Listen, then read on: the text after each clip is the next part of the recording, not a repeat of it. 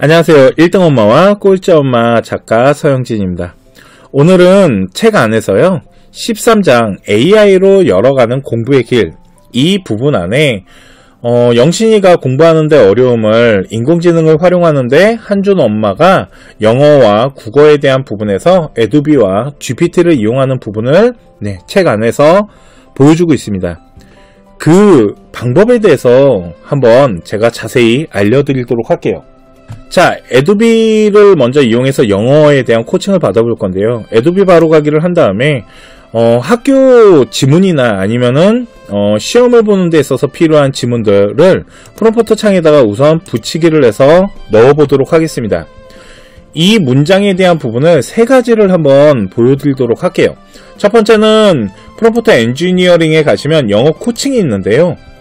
영어 문장 안에 단어 있잖아요. 단어를 한번 다 찾아달라고 해보겠습니다. 자, 그러면 영어 지문에 포함된 단어를 보여드릴게요 하면서 원문 문장을 다시 한번 보여주고요. 그 다음에 단어에 대한 부분들에 대해서 이렇게 하나하나 보여주고 있는 모습 보이십니까? 그러니까 지금 이 지문 안에 있는 단어들을 하나하나 정리를 해주고 있다라고 보시면 돼요. 보통 영어 단어를 하려면 요즘 아이들은 영어 사전은 찾지는 않잖아요. 보통 이렇게 핸드폰을 이용한다거나 아니면 전자사전을 이용하고 있는데 이렇게 의미부여에 대한 번역이나 해석 이런 부분까지도 다 해주고 있고, 이 문장이 어떤 내용을 담고 있는지에 대해서도 이렇게 요약본까지 해주고 있습니다. 이렇게 되면 영어 단어를 하나하나 우리 친구가 다 찾을 필요는 없잖아요. 좀 편하지 않습니까? 자, 두 번째는 이 문장을 다시 한번 집어넣고요. 이번에는 영어 코칭에서 이 문장 안에 있는 문단에 대한 구조를 한번 보도록 하겠습니다.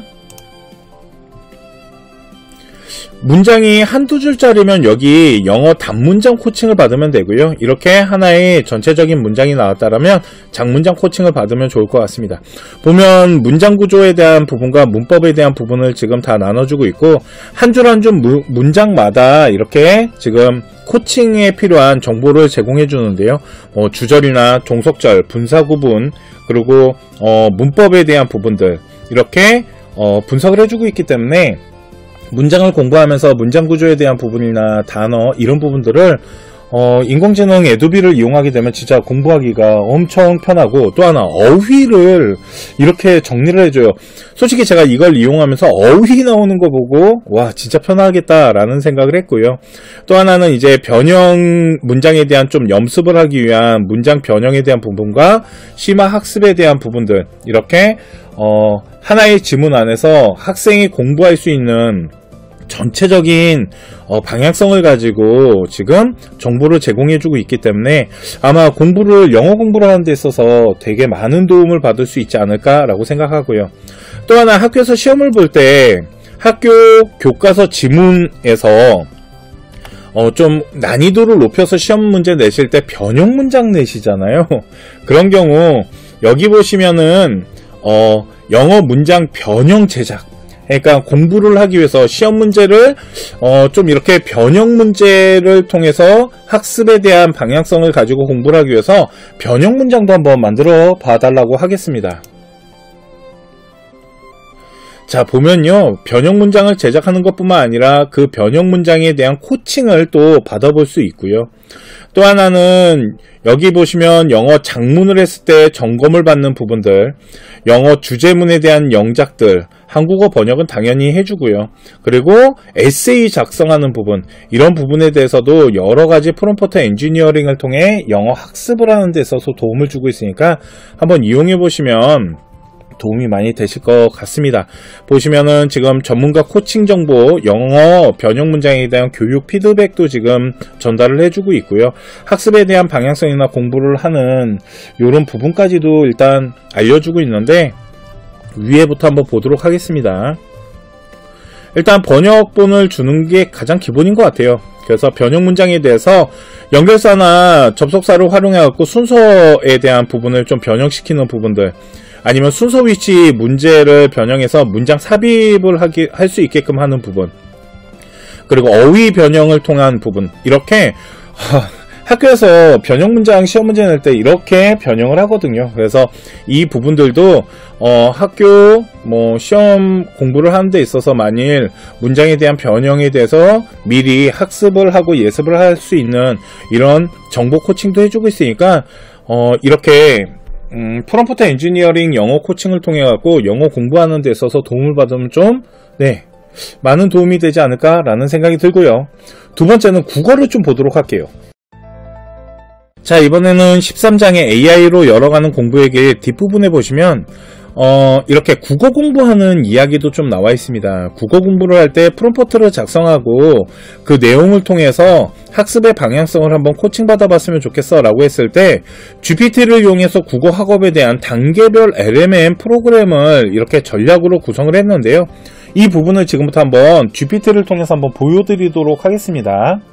자, GPT 일단 여기 보시면 4옴니를 가지고 시작을 할 거고요. 제가 주제를 좀 정했는데 첫 번째 고등학교 국어 시간에 학업 단원 중에 관동별곡과 청상별곡에 대한 자료를 조사를 해달라고 할 겁니다. 그런데 책에 보시면은요, 이 조사를 할 때는 여기 도구 밑에 보시면 웹 서칭, 일명 웹 검색을 통해서 리서치를 통해서 데이터를 먼저 조사하는 내용 부분이 들어가 있기 때문에 그 이유는 관동별곡이나 청산별곡 같은 경우 GPT가 4옴니가 가지고 있는 많은 데이터 안에 할루시네이션 데이터가 부족할 수도 있기 때문에 일단 웹 검색을 통해서 자료를 먼저 구성을 하고 그 자료를 토대로 이제 학습에 대한 방향성을 가져가기 위한 두 번째 프롬프트를 넣어보도록 하겠습니다. 청산별곡은 작자 미상이잖아요. 그리고 관동별곡은 유명하죠. 송광정철 선생이라 그래야 되나? 네. 그래서 이 두 개의 작품에 대해서 지금 한눈에 비교할 수 있게끔 하고 고등학교 수업에 대한 부분들 이렇게 자료를 조사했는데 이 자료는 GPT가 가지고 있는 데이터 안에서 가져온 게 아니고 여기 보시면 리서치에서 갖고 온 겁니다. 여기 보시면 청산별곡에 대한 구비문학 중에 민중이 이렇게 구전하다가 조선 후기에 문자가 됐다는데 요 링크 주소를 클릭하게 되면 이 자료를 어디에서 갖고 왔는지에 대한 부분이 이렇게 나옵니다. 여기에서 갖고 왔다고 하네요. 이 자료에서 이런 식으로 네이버나 구글 이런 포털 사이트를 다 검색을 해서 가져왔기 때문에 할루시네이션이 일어날 확률이 좀 적어졌겠죠. 자, 그런데 이제 영신이가 여기에서 이제 멀티 작업을 하거든요. 그 멀티 프롬프트를 한번 집어넣어 보도록 하겠습니다. 자, 제가 프롬프트를 한번 넣어봤습니다.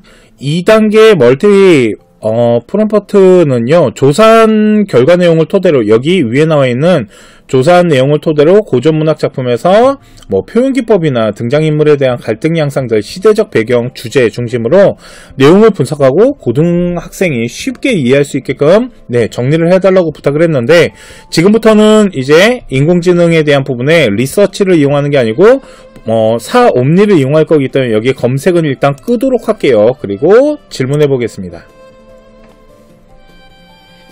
자, 그러면 고려가요 청산별곡과 조선기행가사 관동별곡에 대해서 이제 표현기법이나 그리고 이제 시대적 배경에 대한 부분, 등장인물에 대한 부분, 이런 부분을 이제 설명을 이렇게 해주고 있잖아요.